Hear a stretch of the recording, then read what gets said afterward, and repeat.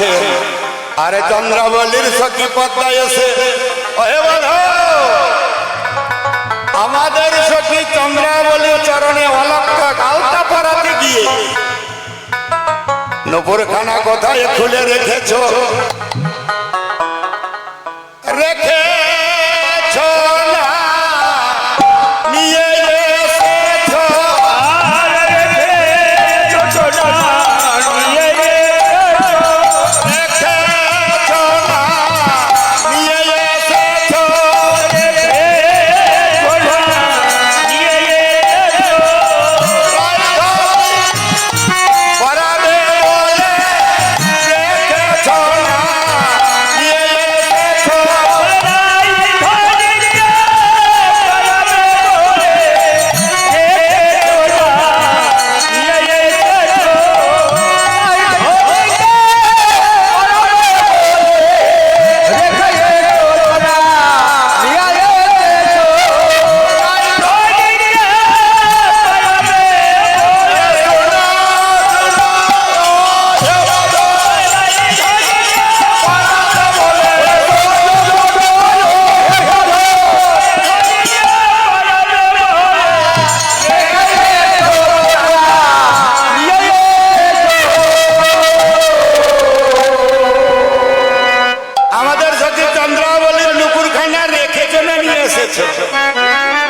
তাহলে কথা বলেছিলাম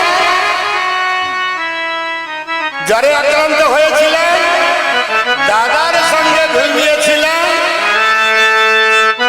সব বাবা মিথ্যা হয়ে গেল, ফাঁকা হয়ে গেল। তাহলে গত রজনীতে রসিকেন্দ্র চূড়ামণি চন্দ্রাবলীর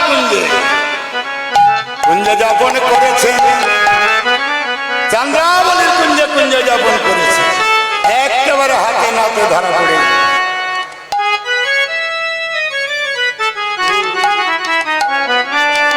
কপট কলা গুরু করি কত জাদু, কপট কলা গুরু করি কত জাদু, কপট কলা গুরু করি কত জাদু, কপট কলা গুরু করি কত জাদু, হে কপট কাহিনী, কপট কাহিনী, কালে চন্দ্রাবলী দুটিয়া বলো, কালে চন্দ্রাবলী দুটিয়া বলো, কালে চন্দ্রাবলী দুটিয়া বলো, কালে চন্দ্রাবলী দুটিয়া বলো, গর বুঝাইতে বাণী, গর বুঝাইতে বাণী।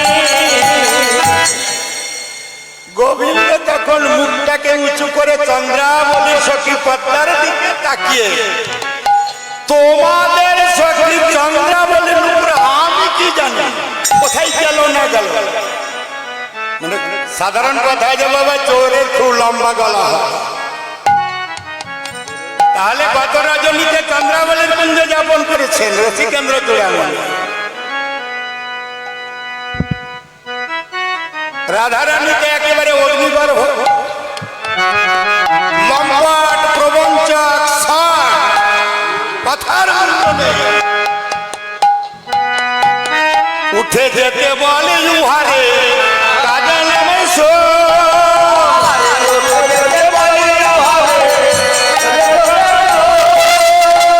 উঠে যেতে বলে উহারে নামে নেমে উঠে যেতে বলে নামে নেমে উনি বলেন ভাইয়ের বাহির দিলেন বড় দো,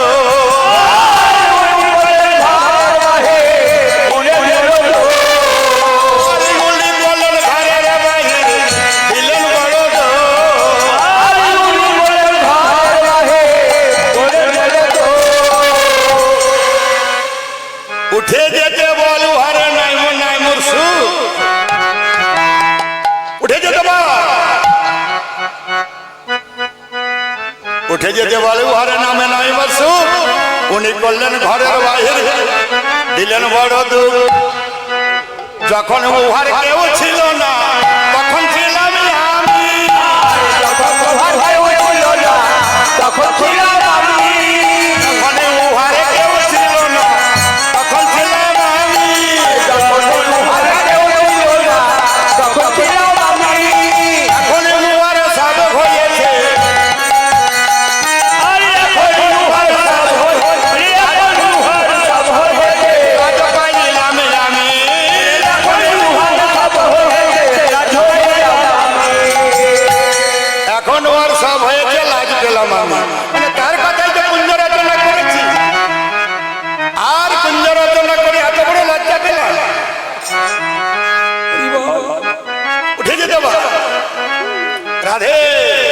সখীরা বলছে একটু ধৈর্য অবলম্বন কর। আরে ভাই যার যেটা স্বভাব, এই জন্য বলে বাবা যে পায়ে যদি বিষ্ঠা লাগে, ময়লা লাগলে ধুলে চলে যায়। আর স্বভাব না মরলে স্বভাব পরিবর্তন হয় না, বুঝলি রাধে?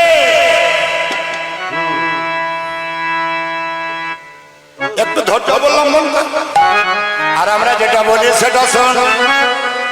রাধারানীকে একবারে লম্পট প্রবঞ্চক ষাট,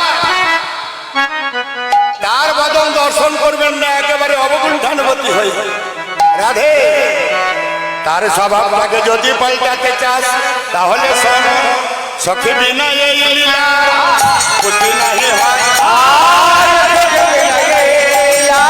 পুষ্টি নাহি হয়, সখী বিনা এই লীলা পুষ্টি নাহি হয়, সখী বিনা এই লীলা পুষ্টি নাহি হয়, সখী লীলা বিস্তারিয়া সখী আসাদ, সখী লীলা বিস্তারিয়া সখী আসাদ, সখী লীলা বিস্তারিয়া সখী আসাদ, সখী লীলা বিস্তারিয়া সখী আসাদ।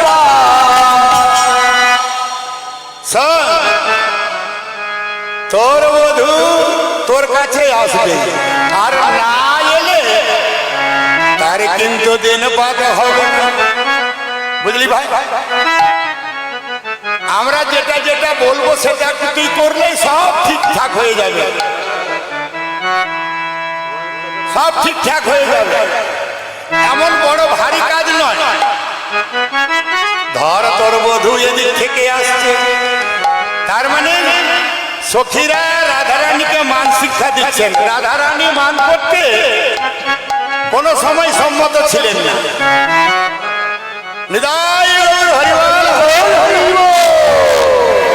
রাধারানী মান করতে কোন সময় সম্মত ছিলেন না।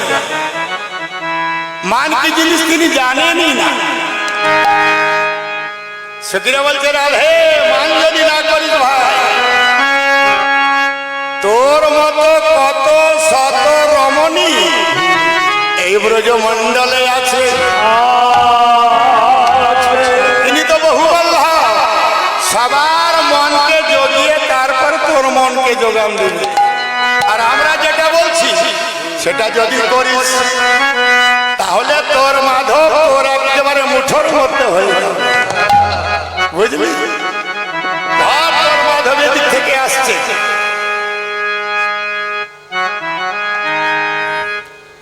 যেমন তোর নয়নে নয়ন পড়ল, দূর সায় নয়নে বা আনলা হে রবি রে, দূর সায় নয়নে বা আনলা হে রবি রে, দূর সায় নয়নে বা আনলা হে রবি রে, দূর সায় নয়নে বা আনলা হে রবি রে।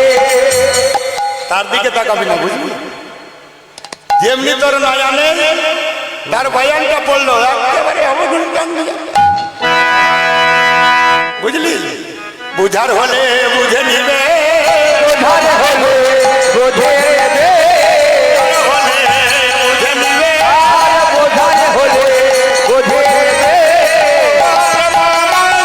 রাধে বুঝার হলে বুঝে নিবে,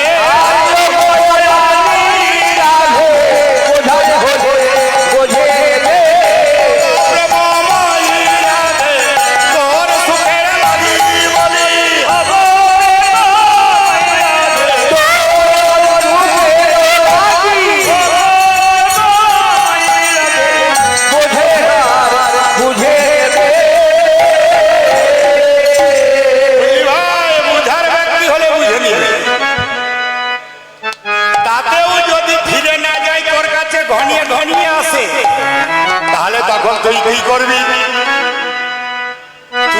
তুই অবগুণ্ঠনবতী হয়ে একবারে পেছনটা তার দিকে করে একবারে দক্ষিণ দিকে মুখ হয়ে দাঁড়াবে,